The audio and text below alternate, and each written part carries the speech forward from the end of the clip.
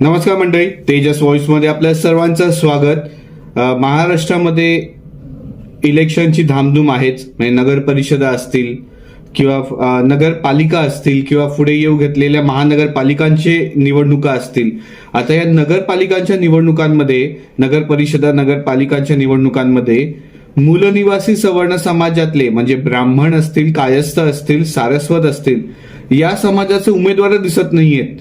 हा काय खेळ लावलाय? म्हणजे भाजपा असेल, दोन्ही शिवसेना असेल, दोन्ही राष्ट्रवादी असेल, काँग्रेस असेल, यांच्याकडून मूलनिवासी सवर्ण समाजातल्या पुरुष उमेदवारांची नावच दिसनाशी झाली आहेत. हे अत्यंत भयावह आहे, भेदभाव आहे, आतंकवाद आहे.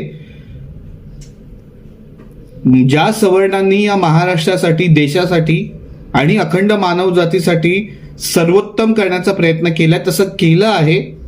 वाचवण्याचा प्रयत्न केलाय मानव जातीला, या देशाला महान बनवण्यासाठी ते झटलेत.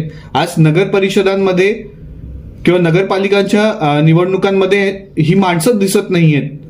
केवळ जातीयवाद एवढंच काही उफाळून येते.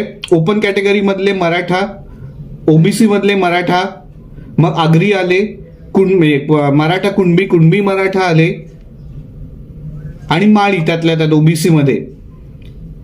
एवढ्यांवरच या जागा घेतल्या जातात. आणि हा अत्यंत भेदभाव आहे, भयानकतेचा आतंकवाद आहे. आणि या गोष्टीचा कधी ना कधी या गोष्टी उफाळून येणार. हा जो भेदभाव चालू आहे तो सवर्णांविरुद्ध, एवढं मात्र नक्की. थांबतो. जय हिंद, जय सवर्ण.